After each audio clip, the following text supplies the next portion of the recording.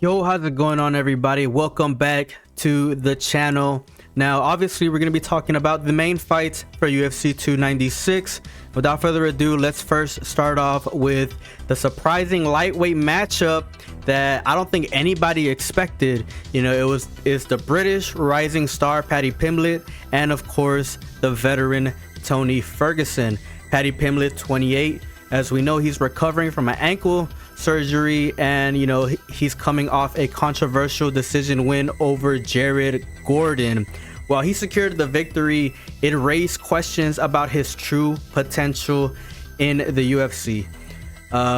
Nevertheless, Pimblett has been gaining recognition in the UFC and has had a chance to boost his reputation if he gets this win over Tony Ferguson.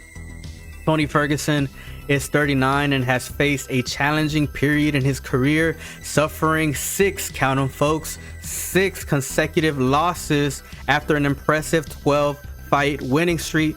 Despite this downturn, he still shows flashes of his skills and determination. However, he has suffered recent stoppage losses, making this upcoming bout crucial for his career. Folks, if Tony Ferguson gets stopped by Paddy Pimblett, especially in the early rounds, I think that it's a done deal. I'm pretty sure that Tony Ferguson is probably gonna retire if he loses, especially if he loses in a crazy way to Paddy Pimblett. And if he doesn't, somebody in his camp should definitely be on his ear and telling him, hey bro, it's time to hang up the gloves. But the matchup between Pimblett and Ferguson may be surprising due to the different stages, in their careers, but it promises an intriguing clash. Pimblett aims to prove his worth against a seasoned fighter, while Ferguson seeks a much needed win to revive his career, folks. 7 losses in a row, it's not gonna look good for Tony Ferguson if he loses this fight. Early predictions are uncertain as both fighters bring unique skills and motivations to the octagon. UFC 296 is expected to provide an exciting platform for these competitors to showcase their talents and determine who has the early edge in this unexpected matchup. So let me know your guys' predictions down in the comment section below. Like I said, folks, if Tony Ferguson loses this fight, it's time for him to hang up the gloves. And as far as Paddy Pimblett, obviously they're trying to push him in the UFC, right? He's a big draw, a huge draw, and if he's able to beat someone like Tony Ferguson, they're just gonna push him like crazy. That's what I expect personally, but let me know what you guys think down in the comments. And the next fight that I want to talk about a little bit is the welterweight bout between Stephen Wonderboy Thompson, the striker, and the undefeated Shavkat Rakhmonov. It's a fighter that could do pretty much a little bit of everything. This bout is gonna be absolutely crazy. Stephen Wonderboy Thompson confirmed his acceptance of the UFC's offer through a social media announcement, and here is the screenshot of that. He expressed his eagerness for the matchup, highlighting his commitment to closing out the year strong at December 16th pay-per-view event at T-Mobile Arena in Las Vegas. Shavkat Rakhmonov promptly accepted the bout, demonstrating his enthusiasm for the fight. This matchup had been discussed previously but has not materialized until right now. So Stephen Wonderboy Thompson initially showed little interest in the fight in August 2022. However, their interactions on social media escalated after Rakhmonov's submission victory over Jeff Neal at UFC 285 in March, reigniting the possibility of the fight. Thompson's most recent UFC appearance was in December at UFC Orlando, where he secured a 4th-round TKO victory over Kevin Holland, ending a 2-fight skid that included losses to Bilal Muhammad and Gilbert Burns. So Rakhmonov right now has an impressive 5-0 record in the UFC and has risen to the number 4 position in the MMA fighting global rankings, while Thompson currently holds the number 8 ranking. This welterweight clash is gonna be crazy. I 100% believe, and this is just, you know, going off a gut feeling, you know, I'm gonna do a scouting report 100% on both of these fighters, but you know, based on the momentum that Rakhmonov has right now, and you know, he's entering his prime, you know, and you know, obviously you can't count out, you know, Stephen Wonderboy Thompson. He's a great striker, but you know, he is a little bit up there in age. I'd be surprised, if I'm being honest, if he could beat someone like Rakhmonov.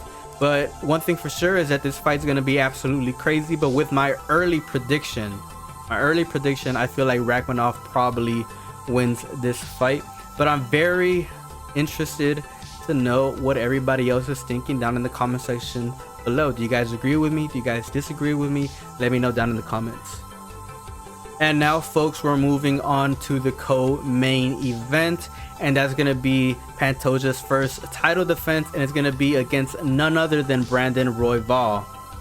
So a lot of people thought that Brandon Moreno was going to fight Pantoja again, because that fight was really close, and there was a lot of people who believed that Brandon Moreno won that fight, myself included. But obviously that fight's not going to be taking place. Brandon Royval is not a slouch though, and even though Pantoja has already beat him before, this is not going to be an easy title defense. It's going to be a very entertaining fight, but nonetheless, I do expect Pantoja to just secure the victory on this one. So the way I see this fight going down is there's going to be a whole lot of clinching, you know. Pantoja is going to have to use that takedown defense to prevent Royval from taking the fight to the ground, where Royval's submission skills are the most dangerous.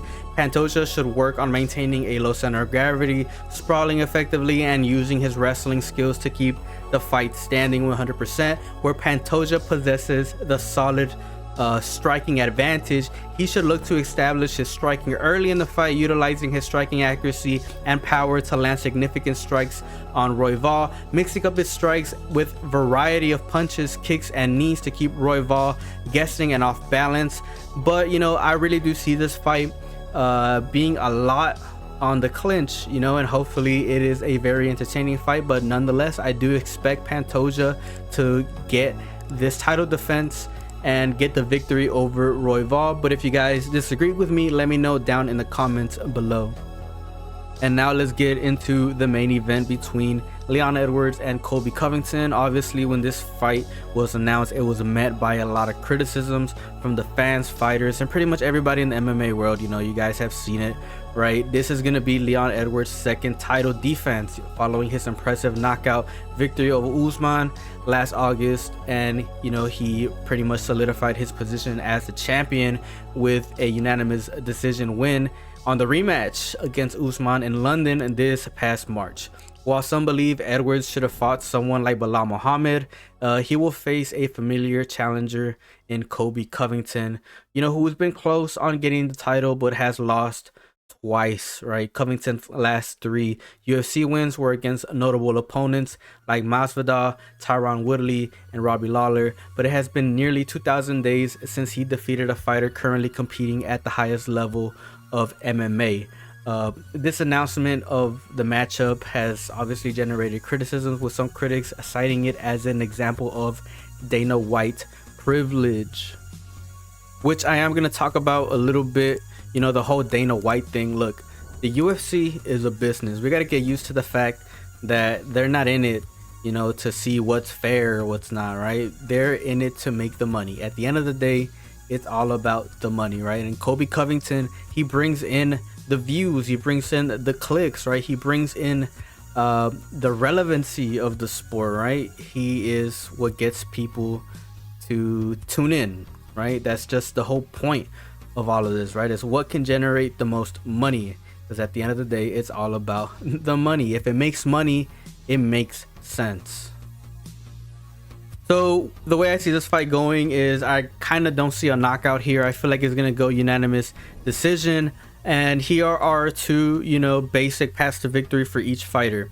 Let's start off with Leon Edwards first. So the last time he fought Kamaru Usman, he fought a lot smarter fight, and we saw him have improvements in his wrestling, both offensively and defensively. Obviously, he's going to try to stay striking and try to stay on his feet for as long as possible and avoid getting taken down. Colby Covington, we know that he has insane pressure and insane cardio, really good wrestling, and he's going to try to take control of the fight by obviously using his grappling and his wrestling to take Leon Edwards down and land on points. Whoever is executing their game plan from rounds 1, 2, 3 is obviously going to win the fight. But given how they're pushing Colby Covington as much as they are, I really do feel like Colby Covington is probably going to come out with the victory. Let me know what you guys think down in the comment section below. And as always, I will see you guys in the next video. Peace out.